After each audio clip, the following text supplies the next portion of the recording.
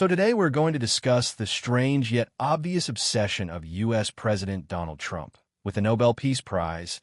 Yes, you heard it right.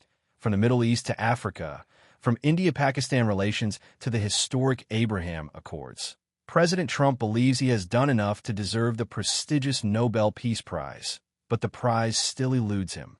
Recently, President Trump posted this long and rather unusual message on his social media account, where he proudly declared the peace deal between Congo and Rwanda, which his administration apparently helped to broker. But interestingly, what caught everyone's attention was not the deal itself, but the repeated mention of the Nobel Peace Prize. In this post alone, President Trump reminds the world, not once, not twice, but 6 times, that he won't get the Nobel Peace Prize, no matter how many wars he claims to have stopped or peace deals he facilitated. India-Pakistan, Serbia-Kosovo, Egypt-Ethiopia, Israel and UAE. According to President Trump, these major conflicts have been cooled down because of him, and yet no Nobel Peace Prize. Now, many experts say that this obsession started back in 2009, when Barack Obama, just a few months into his presidency, received the Nobel Peace Prize, without even concluding any major peace treaty. President Trump has since repeatedly questioned this decision and claimed that he, not Obama, deserves the prize for his diplomatic efforts, especially the Abraham Accords in the Middle East. Well, let's now come to President Trump's claims, the ones he wrote in that note, where he says he stopped the Congo-Rwanda war, the Serbia-Kosovo war, the Egypt-Ethiopia conflict, and many other wars. But the reality is none of these wars were ever ended by President Trump. Doing a trade deal with countries is one thing, but completely stopping a war is something entirely different. And the truth is, President Trump doesn't seem to differentiate between signing trade deals and actually stopping wars. Up until last year, he was still saying that he could stop the Russia-Ukraine war in just one day. But the reality is, that war has now dragged on for more than 3 years, and there's still no solution in sight. In fact, things are only getting more dangerous. The Abraham Accords, signed in 2020, did mark a historic normalization of relations between Israel and several Arab countries, including the UAE and Bahrain, something President Trump says no other U.S. president could have done. And to be fair, these accords did bring a major shift in the Middle East political landscape. Several world leaders praised it, but the Nobel Committee remained silent, because they were waiting to see how long the peace would last, and whether the Abraham Accords would have any real, lasting impact on the Middle East. And now, the region is once again on the brink of a full-scale regional war. President Trump's frustration is not hidden. In fact, during some of his rallies, he has joked, or maybe seriously demanded, that the media should chant Nobel Prize, whenever they mention his peace efforts.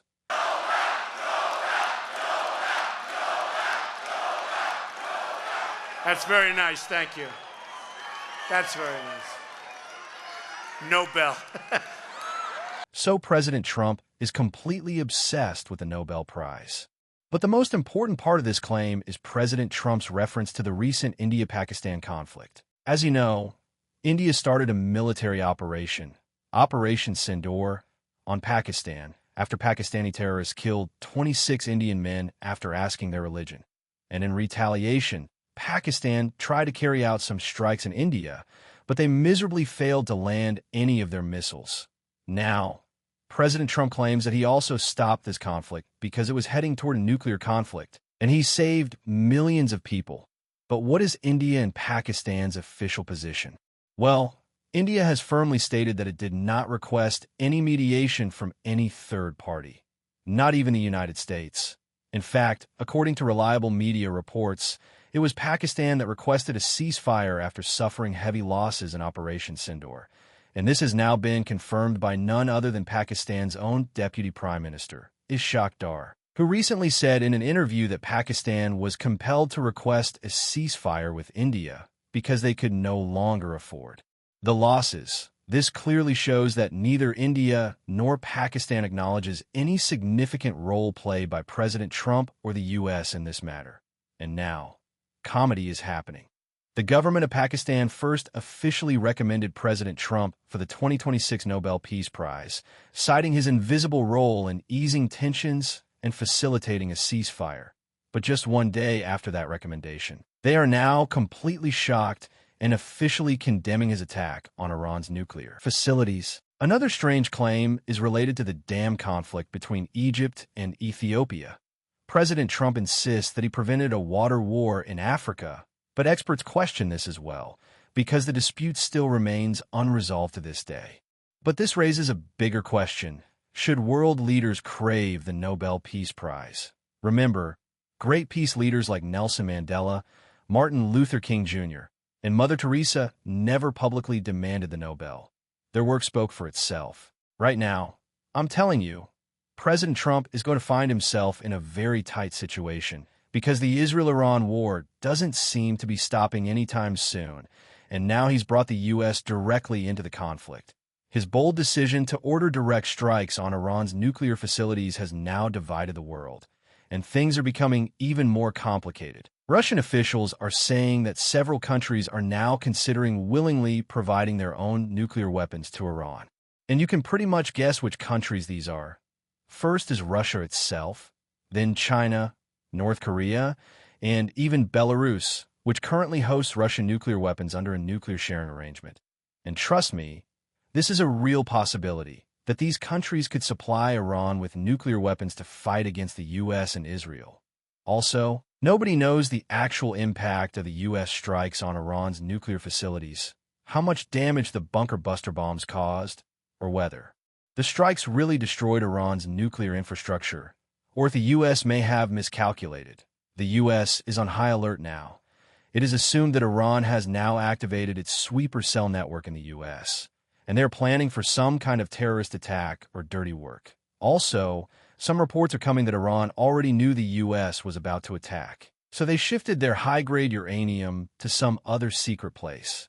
And if that is true, then nobody knows how close Iran is to getting its hands on nuclear weapons, or maybe they already have one. And if they do, then the nuclear arms race in the Middle East has already begun, or this could be the beginning of World War III, because this is how previous world wars started. In contrast, President Trump wants public recognition, and he wants it badly. In his own words, and I quote, "No matter what I do, I won't get the Nobel Peace Prize, but the people know, and here lies the irony.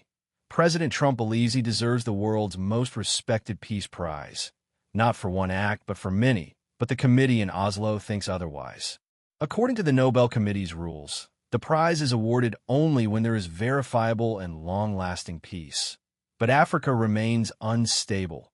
The Middle East is far from unified, and the India-Pakistan ceasefire was handled directly by the two nations themselves, with no role for the United States. So as of now, President Trump's wish for a Nobel Peace Prize seems unlikely to be fulfilled. The Nobel Committee has never officially commented on President Trump's claims. But the world does wonder, is peacemaking about recognition, or the actual impact on the ground? So friends, President Trump may or may not get the Nobel Peace Prize in his lifetime. But one thing is sure, his obsession with the prize has given the world a rare glimpse into how deeply some world leaders care about legacy, fame, and written history. What do you think? Does President Trump deserve the Nobel Peace Prize? I'd love to hear your thoughts. Thanks for watching. Hope you all have a wonderful day.